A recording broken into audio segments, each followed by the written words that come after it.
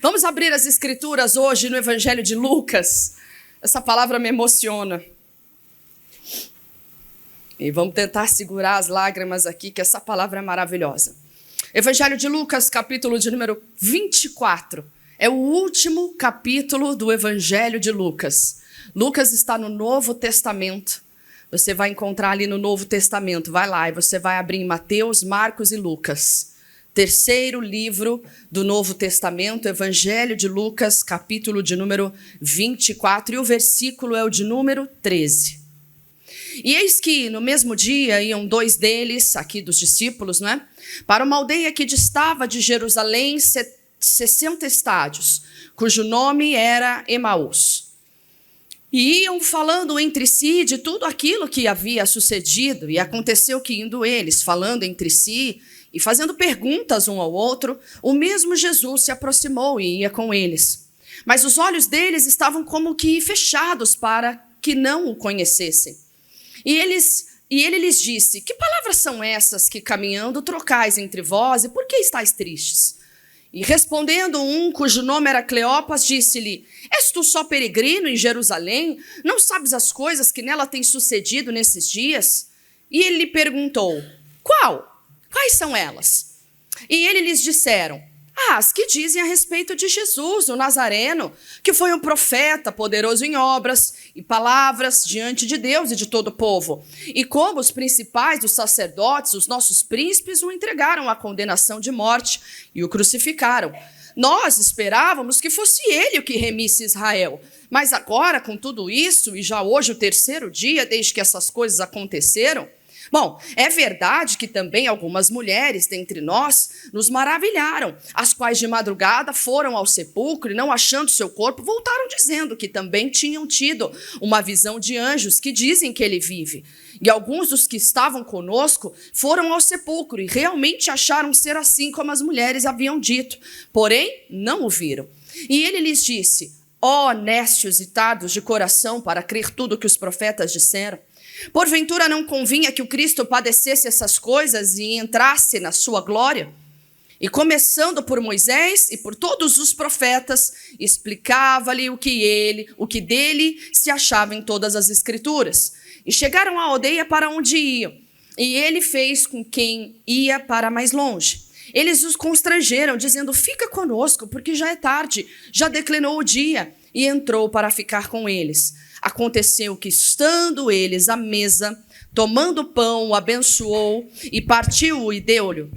Abriram-se-lhes então os olhos e conheceram, e ele desapareceu-lhes. Bom, vamos voltar aqui desde o início, essa história já muito conhecida, e a gente vai aprender aqui grandes lições, porque muitas vezes, igreja, olha aqui para pastor, muitas vezes somos como esses dois discípulos a caminho de Emaús. Volta no versículo de número 13, que foi onde a gente começou. Diz assim, que naquele mesmo dia, igreja, que mesmo dia era esse? Olha aqui, se você voltar um pouquinho, você vai ver uma história que eu já ministrei aqui, que eu já preguei aqui, sobre as mulheres que foram ao sepulcro. Elas foram lá levar especiarias para Jesus e elas então tiveram aquela experiência sobrenatural. Era anjo, Jesus voltou. Elas foram correndo para os discípulos, falaram, alguns foram lá. Pedro realmente tinha ido, viu que não tinha, que o sepulcro estava aberto. Então é isso que eles comentavam. Assim, nesse mesmo dia, a Bíblia diz que iam dois deles para uma aldeia que distava de Jerusalém, 7 milhas, ou seja, 60 estádios, cujo nome era Emaús. Vamos aprender uma coisa aqui. A palavra iam significa que eles se afastavam de Jerusalém. Jerusalém era o lugar prometido dos judeus, onde era claro que Jesus iria ressuscitar. Jesus iria voltar e os encontraria onde? Em Jerusalém. A Bíblia diz que eles começaram a se afastar de Jerusalém para ir para uma vila que se chamava Emaús. Dizem os estudiosos que Emaús significa lugar, ou seja, lugar de águas quentes, lugar de descanso, lugar onde vamos ter um refrigério. Vamos descansar porque sofremos muito, precisamos de um tempo para nós. Assim estavam esses dois discípulos. Não fazia parte dos 12, mas andava com Jesus. viram os milagres, ouviram Jesus dizer que ele iria morrer, que ele ia ser entregue na mão dos pecadores, andava com Jesus, eles sabiam que Jesus iria ressuscitar naquele dia. Mas como eles bem disseram, chegou o terceiro dia e o que eles começaram a fazer, igreja? Vamos se afastar um pouquinho, isso aqui está muito ruim para nós. A tristeza é muito grande. Vamos para um lugar de águas quentes, porque lá vamos ser felizes. Cuidado com isso. Nós constantemente fazemos isso. Jesus te prometeu algo, Jesus te deu uma palavra, de repente chega o terceiro dia, chega o dia em que você determinou, não, hoje é o dia da minha vitória, hoje é o dia que eu serei curado, hoje é o dia que eu serei sarado, hoje é esse dia, e você tem a promessa, crê no Senhor Jesus, será salvo tu e a tua casa, você tem a promessa de cura, que pelas pisaduras do Senhor Jesus, nós já fomos sarados, e eu diria que isso nem promessa é, isso é fato. Porque promessa é o quê? Vai acontecer, é ou não é verdade? Isso é promessa, sim ou não? Promessa é algo que ainda vai acontecer. Mas em Isaías está escrito que pelas pisaduras do Senhor Jesus nós já fomos sarados. Não é promessa, é fato. Já aconteceu. Então você tem várias palavras que estão prontas para se cumprir, mas algo faz você se afastar de Jerusalém. Algo faz, e eu digo esse algo aqui dentro, igreja. Eu não digo você se afastar de igreja, não. Eu digo que ninguém se afasta de uma igreja querendo estar nela. Veja, nós estamos começando, é algo, uma tristeza, uma chateação. O que fez com que os discípulos saíssem de Jerusalém, igreja? A tristeza. Cuidado com a tristeza. Eu costumo dizer para amigos, para colegas, nunca tome decisões que vão determinar o curso da sua história baseadas no sentimento presente, na sua tristeza. A tristeza, o desespero, a angústia faz nós tomarmos decisões precipitadas. Eles estavam indo para terras quentes, ou melhor dizendo, terra de águas quentes, refrigério, descanso. Mas Jesus tem o descanso para nós. Quem crê nisso, diga glória a Deus. Você não precisa buscar descanso em outro lugar se Jesus está presente na sua vida. Eu digo isso para nós. Para você, para mim, para os obreiros, para os pregadores, para os pastores. Precisamos do refrigério? Precisamos, mas precisamos do refrigério em Cristo Jesus. Eu não preciso ir para Emaús. Emaús não era o lugar onde Jesus iria se manifestar, era em Jerusalém. Quando Jesus ressuscitou, igreja, a Bíblia diz que Jesus ainda ficou 40 dias no meio do povo. Realizou milagres, a segunda pesca maravilhosa. Foi algo glorioso, ainda que Jesus foi, mas eu acredito que hoje eu entendo por que Jesus ainda ficou aqui 40 dias. A tristeza naquele povo, igreja, isso é muito forte, isso é muito profundo. O povo que andava com Jesus viu ele sendo o quê? Injustiçado, crucificado. Eu entendo assim, eu entendo que seja o plano de Jesus voltar para dizer assim, calma, tá tudo bem, era plano de Deus. Porque senão o povo ia ficar com aquele pensamento assim, que injustiça, como é que pode?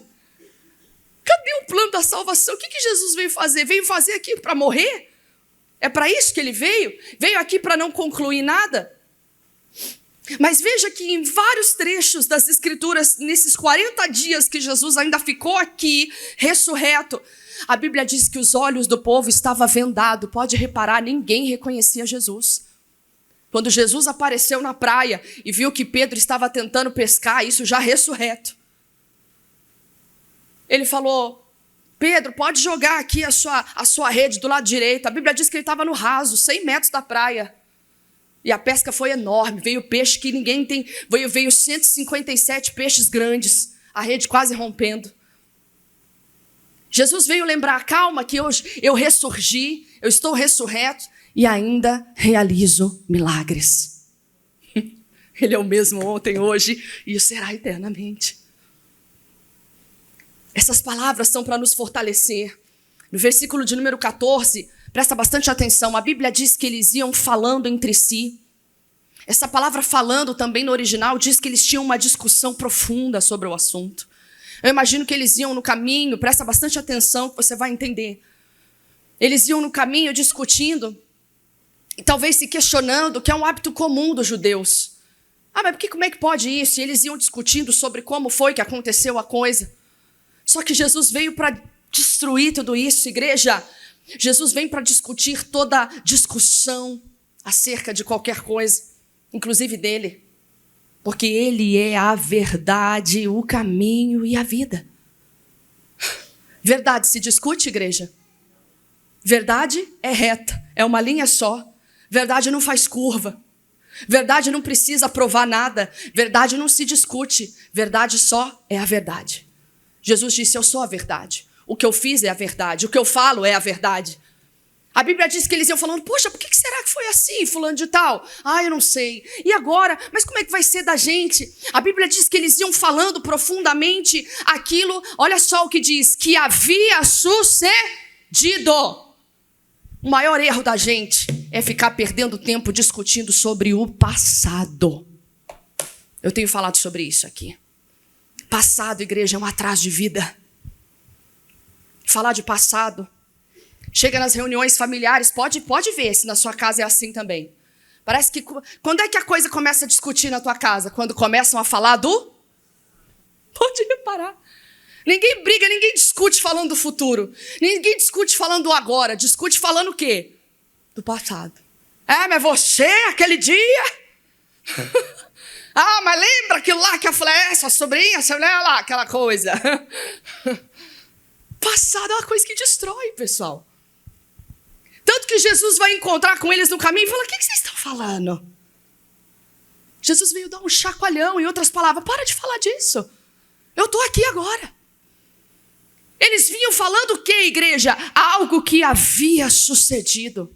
Eles não estavam indo para Emaús, para o lugar de águas quentes, para o descanso, que não era esse também o problema maior. Mas eles estavam indo para um lugar de refrigério com o coração triste. Posso te contar um segredo aqui? Às vezes, igreja, nós passamos por momentos assim. Para não falar de ninguém, eu vou falar de mim. Já falei isso, que quando eu falo de alguém, eu vou falar de mim. Às vezes, eu e o pastor Carlos, a nossa vida, pessoal, pensa numa vida corrida. Eu brinco com as minhas amigas, eu falo assim, eu gostaria que ninguém tivesse a minha vida. Eu falo brincando, pessoal, mas é verdade. Eu falo assim, pessoal, aí eu brinco com ela. Ontem eu fiquei em 3 reuniões na sede de São Paulo. Mas é uma alegria para mim. A minha alegria é fazer a vontade do Senhor. E ontem o pastor já me chamou a mim, chamou o pastor Carlos ali, subiu para a gente ver um vídeo no YouTube do Billy Graham. O Billy Graham foi um dos maiores pregadores que já existiu. E o Billy Graham dizia algo que eu disse e mencionei na oração das 6h30 aqui hoje. Ele disse assim, em nenhum lugar das Escrituras você vai achar um versículo sequer que está dizendo assim, busque a felicidade. Isso é muito forte, gente. Em nenhum lugar das Escrituras o Senhor Jesus, no Antigo, no Novo Testamento, vai dizer, busque a felicidade. Você vai ver aqui inúmeros versículos e inúmeras mensagens que vão dizer que aquele que faz a vontade do Senhor é feliz, que é bem-aventurado, aquele que cumpre a palavra, aquele que cumpre o que o Senhor está dizendo. E por que eu estou falando isso para você e comecei falando de mim e do pastor? Porque muitas vezes eu e ele, assim, que a gente conversa muito no carro, a gente está sempre no carro. Ai, meu Deus. Quando está em casa, está brincando com as crianças, está fazendo alguma coisa. E no carro a gente fala assim um para o outro, a gente precisa sair um pouco. Eu falo, é verdade. Eu viro para ele e falo assim, a gente está precisando de uma folga. Eu falei, é verdade. Aí eu viro e falo assim, eu vou falar com o pessoal lá em São Paulo que eu não vou essa semana. Aí eu falo assim, deixa, mais perto eu falo. Aí chega, eu não falo, pessoal. Fala, vamos lá hoje, vamos lá, que Deus tem uma bênção para nós. Ai, pessoal, eu não sou obrigada a ir todo sábado para São Paulo. Eu vou porque eu quero. Eu vou porque eu quero aprender com Jesus. Eu quero aprender com os líderes da minha igreja, que não vão durar para sempre. Enquanto eles estiverem nessa terra, eu quero aprender. Mas, enfim, voltando aqui, por que eu estou falando isso para você? Porque, às vezes, pessoal, a gente faz um bate-volta, sabe aquela coisa assim? Vamos descer ali e a gente volta. Vamos salgar a pele. Às vezes a gente brinca, fala assim, vamos ali, vamos. Aí a gente pega uma tarde, vai lá, desce ali, põe o pé na areia. Ou vai para outro lugar, que as crianças também ficam no pé. Vamos lá, mãe, vamos lá, pai. Aí tudo bem. E quando a gente vai, pessoal, vou falar de mim. É gostoso tudo, a carne gosta, a gente fica a descansar, mas parece que eu volto mais cansada. Não é bem? Eu volto assim meio, caramba, eu perdi um pouco de tempo da minha vida. Porque na glória, uma praia, um campo, tudo isso é bonito, foi Deus que fez, a gente tem que se alegrar nisso, é verdade. Né? Eu gosto de ir para o campo, eu gosto de ir para a praia, eu gosto de ver, por quê? Porque eu gosto de ver as obras de Deus. Né? Deus criou todas essas coisas. Mas sabe o que a Bíblia diz, igreja? A Bíblia diz que a melhor criação de Deus foi eu e você. Fomos nós. Nós somos a melhor criação de Deus, mais do que o campo, que a praia, que os mares, que os rios. Gente, isso é lindo. Contemplar a alegria de um servo de Deus, contemplar alguém sendo salvo das amarras de Satanás.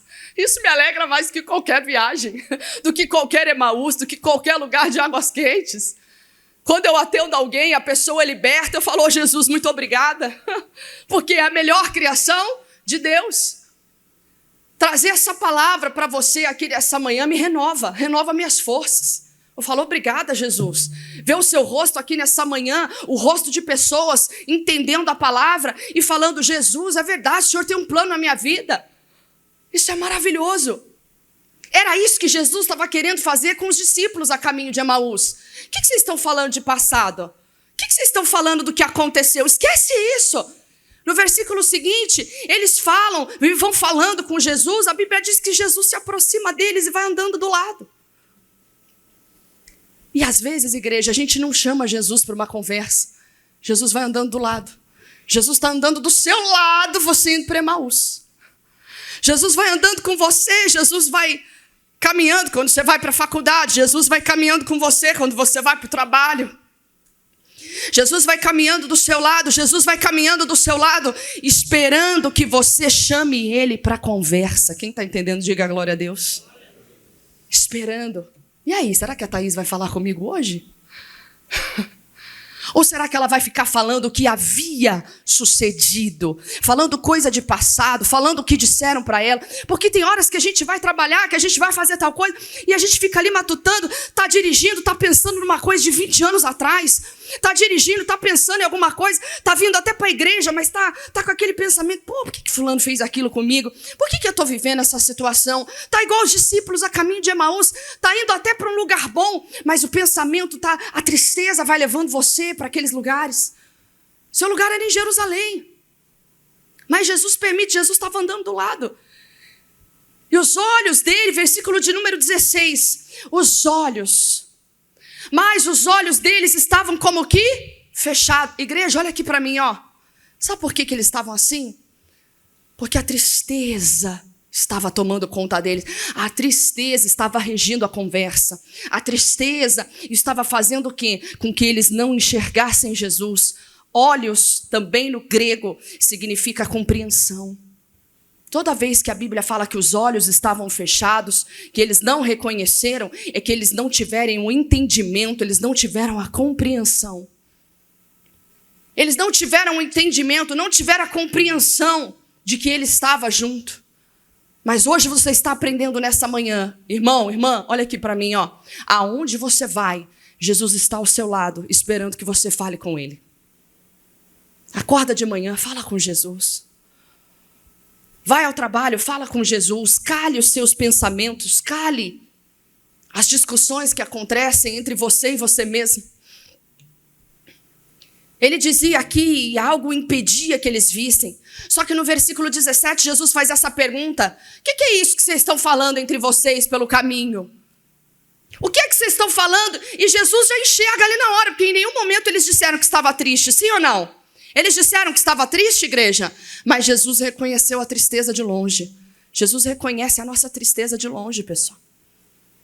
Ele reconheceu que a tristeza estava neles. Por que vocês estão tristes? Aí os caras ainda ficam assim, ó. Ué, você é estrangeiro, irmão? De onde que você é? Olha o jeito que eles falaram com Jesus. Você é estrangeiro? Por que, igreja? Porque eles estavam com os olhos vendados, a tristeza não deixou ver. Cuidado, igreja, olha aqui para mim, ó. A tristeza, às vezes, faz a gente falar o que não deve. Faz a gente fazer o que não deve. A tristeza faz a gente ficar bravo, às vezes, com um familiar. A tristeza faz a gente ficar ferido. E eu tenho ensinado aqui na semana, pessoas feridas ferem. Pessoas feridas machucam, não porque elas querem, mas porque estão tristes, porque são tristes. Pessoas magoadas magoam. Pessoas que não têm paz querem tirar a paz dos outros. Porque o que elas têm para dar é algo que flui delas. Como Jesus, como lá o sábio em Provérbios disse, eu preguei aqui na semana, que do coração procedem, flui as saídas da vida. Por isso que ele fala, você tem uma prioridade, sobre tudo que deve guardar, guarda o teu coração. Eu ministrei essa palavra aqui. Mas voltando aqui para a mensagem, já vamos terminar, presta bastante atenção. Eles começaram a dizer, você é de longe, porque não é possível que você não saiba o que está acontecendo. Às vezes, igreja, olha aqui para mim, é a nossa postura dentro de casa. Você fica com um bico desse tamanho, você espera que todo mundo te compreenda. Você espera que todo mundo te entenda. Você fica com um bicão, é o marido, é a esposa, é os filhos. Você não está vendo que eu não estou bem hoje? Você não está vendo que hoje eu não estou prestando para conversar? Você não está vendo que hoje não dá para mim? Não, mãe, eu não estou vendo. Não, pai, o que está acontecendo? Não vem falar nada. Às vezes somos assim, porque estamos feridos. Estamos machucados, acabamos machucando às vezes os mais de próximo, aquele que a gente mais ama. Jesus era amado, mas estava aqui falando, você não é daqui, cara, não é possível. Você não está vendo tudo que a gente está vivendo? Não é possível. E Jesus ainda fala assim, no versículo de número 19. Quais? Versículo 19. E ele lhes perguntou, quais coisas são essas? Igreja, essa palavra é muito forte. Jesus está virando para aqueles discípulos que estavam tristes, estavam saindo de Jerusalém, se afastando. Jesus vira para eles e fala assim, o que vocês estão dando tanta importância? Quais coisas são essas? O que é isso? Por que vocês estão perdendo tempo com isso? Igreja, não perca tempo em buscar Emaús, não perca tempo com a sua tristeza. Irmã Thaís, mas todo mundo fica triste em algum momento. É verdade. Mas nós precisamos aprender a não alimentar essas tristezas. É o que Jesus veio bloquear ali na hora. Para de falar disso. Que coisas são essas? Eu não quero nem saber. Não, mas não é possível, o senhor não sabe, é algo estrondoso. O homem que era para ser o Messias foi crucificado, o rei dos judeus. E agora? Você não sabe de nada disso? Ele falou, não quero nem saber. Em outras palavras, Jesus falando o quê? Eu não quero nem saber. Eu não quero nem saber de algo que vai me trazer passado, que vai me trazer dor. Igreja, ninguém está, como é que eu posso dizer, blindado de sentir coisas. Mas o Senhor Jesus nos orienta nessa manhã. Quem olha para Ele, os olhos estão nele, Ele tem bálsamo para as feridas. Não é Emaús que vai ter bálsamo para a tua ferida. É o Senhor, é a palavra dEle. O dia que você estiver mal, igreja, pode recorrer à palavra, pode recorrer às escrituras. Recorra ao louvor, recorra à palavra. Irmã Thaís, mas eu já estou fazendo isso há muito tempo. Espera, porque eles desanimaram no terceiro dia. Era hoje que Jesus ia voltar e Jesus não voltou. Era hoje, eu estava esperando que fosse nesses dias, irmã Thaís. Mas permaneça em Jerusalém. Permaneça na presença do Todo-Poderoso, porque é lá que Ele vai se manifestar. Você está com falta de paz? Você anda triste, você anda desanimado? Não é em Emaús que você vai ter refrigério e força. A força vai vir de Jesus. A força vai vir dele. Não é trocando casa, não é trocando casamento, não é trocando carro, não é trocando filhos, não é trocando igreja. Esquece isso. É na presença do Senhor. A Bíblia continua dizendo, e eles começaram a dizer ainda mais coisa para ele. Ele era, versículo de número 21, olha que forte isso aqui, que eles abriram o coração para aquele homem que eles nem sabiam que era Jesus. Versículo de número 21, nós esperávamos que fosse ele o que remisse Israel, ou seja, que fosse o Salvador. Como pode esse homem morrer agora? Igreja, olha aqui para mim, presta atenção aqui na irmã Thaís, às vezes é você. Irmã Thaís, mas eu esperava que quando eu viesse à igreja, eu esperava que quando mudasse tal coisa, eu esperava que as coisas fossem diferentes. Eu esperava que aquilo fosse mudar a minha vida. Eu esperava que determinado assunto, que determinada renda, eu achava que aquilo ia mudar a minha história. Eu achava que era hoje, eu achei que no terceiro dia essas coisas iriam acontecer. E na verdade, hoje, moço, já é o terceiro dia e nada acontece. É verdade, umas mulheres foram lá no túmulo e falaram que ele vive. Mas a gente, não dá para confiar, em todo mundo. Não sei, às vezes o povo está mentindo. Aí Jesus vai falar o que para eles? Versículo de número 25. E ele lhes disse: ó nécios e tardos de coração, para crer, diga para crer, em tudo o que os profetas disseram. Porventura não convinha que o Cristo padecesse essas coisas e entrasse na sua glória? Igreja, olha aqui toda a igreja, que essa é a revelação que você veio buscar nesse domingo. Às vezes não entendemos porque passamos por certas coisas na nossa vida. E talvez você está sentadinho aqui hoje pensando assim: caramba, não era nada disso que eu esperava viver. Eu não sei porque eu estou vivendo isso. Eram os discípulos no caminho de Emaús. Você deixa de priorizar Jerusalém, vai priorizando Emaús. Sua conversa dentro de casa é só problema. Quando você se senta à mesa com o seu marido, com a sua esposa, com os seus filhos, é só BO. É só problema. É só situação adversa. Vocês não sabem falar de outra coisa. É só condenação. Era aqueles discípulos. Aí Jesus disse para ele: ô incrédulos, ainda tardos de coração. Jesus está falando: vocês são lentos em crer. Em outras palavras, Jesus está dizendo: vocês são rápidos para condenar. Vocês são rápidos para falar de passado. Você, aqui da tua mente, tu não apagou nada do que você viveu. Mas vocês são lentos para crer. E o que quer dizer isso? O que é lento? A manivela. O processo. Está no download lento aí, Jesus está falando: vocês são lentos para crer. Em outras palavras, uma palavra para você não basta. Você tem que ter 1000 versículos para você crer que a sua casa vai ser salva. Ó Jesus falando para a gente aqui nessa manhã. Você precisa de 300.000 mensagens? Eu já não te dei uma palavra só nos basta. Ele falou: vocês não lembram que o Cristo tinha que ser entregue? Ele tinha que ser entregue na mão dos inimigos para que ele então entrasse na sua glória? Jesus lembrando eles. Jesus vem nos lembrar nessa manhã, igreja, que basta uma palavra. É aquela palavra que Deus te deu? Agarra ela, porque é ali que está o milagre. Ainda que você pense assim: poxa, mas era hoje. Ou seja, era aquela palavra, eu tinha certeza que era ela. Eu tinha certeza que ia ser aquele dia. Eu tinha certeza. E Jesus falando para você: não seja lento em crer. Creia da mesma rapidez que você também condena. Na mesma rapidez que você se condena. Na mesma rapidez que você diga: eu não presto. Na mesma rapidez que você diz que um filho não presta. Na mesma rapidez que você diz: eu não vou conseguir. Eu quero que nessa rapidez você creia na palavra que eu te dei. E é assim, pessoal, é não piscar de olhos. Você não tem que, olha aqui, você não tem que sentir para crer. Porque eles estavam sentindo o que, a igreja? Tristeza. Se você esperar sentir alegria para crer rapidamente, você está dentro d'água, amigo. Ele convida você na tristeza, na angústia, na amargura, crer de maneira rápida. Aí o que Jesus tem que fazer?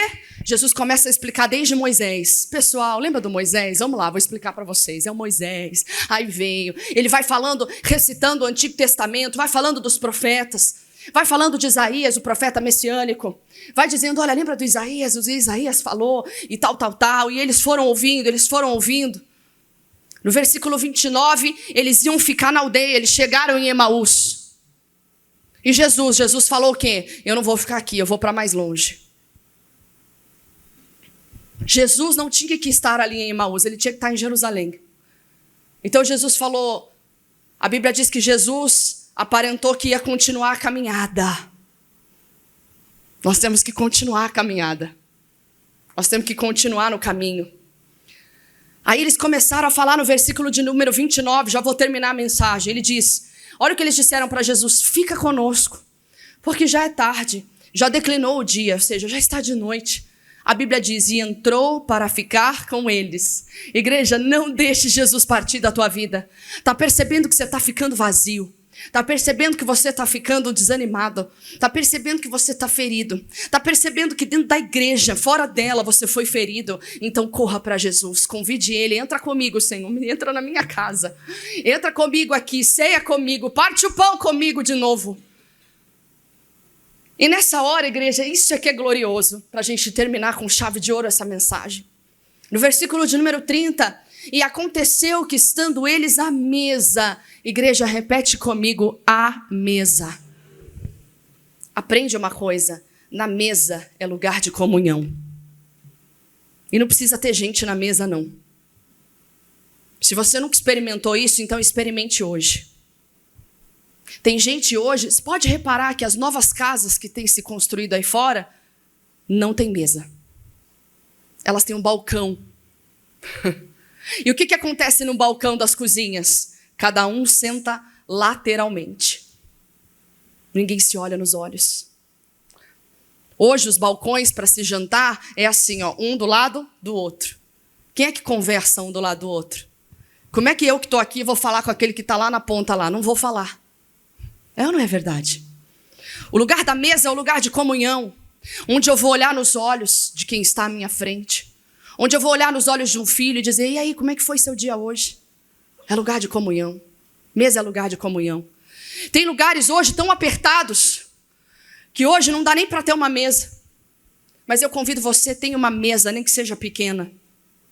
Tenha uma mesa e se assente nela. Irmã Thaís, mas eu não tenho família. Se assente com a Bíblia.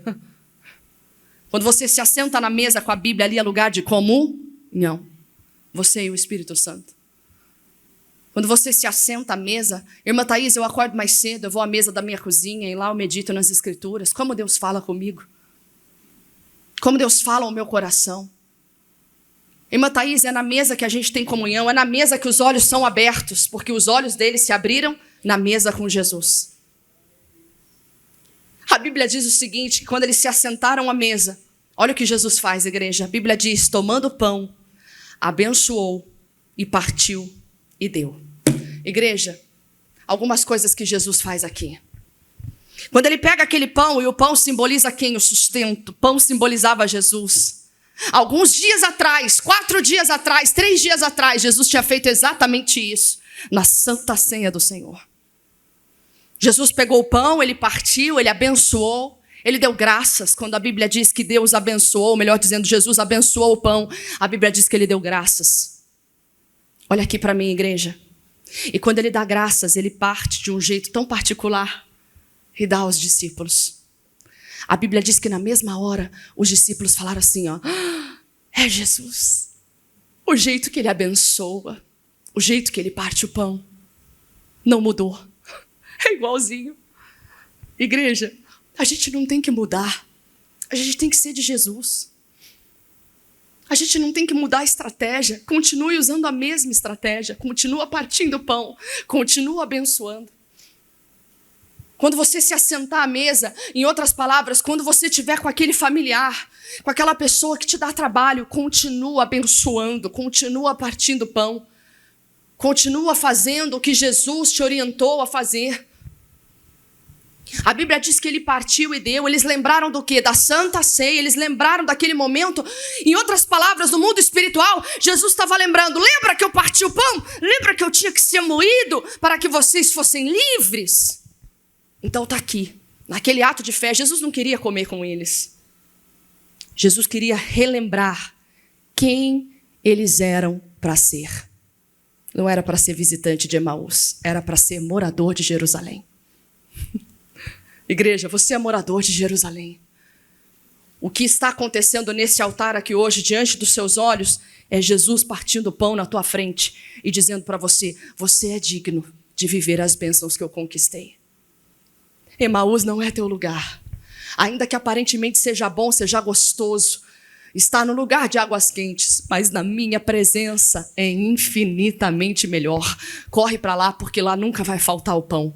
Na presença do Senhor em Jerusalém nunca vai faltar sustento. É por isso que nós dizemos que o céu é a Jerusalém celestial, porque é lá onde Jesus está. Lá é que nós teremos as mansões, lá onde nós seremos verdadeiramente realizados. Igreja, posso te contar um segredo aqui hoje para a gente terminar e orar? Uma vez eu estava vendo uma grande pregadora da palavra, o mundo inteiro conhece essa mulher.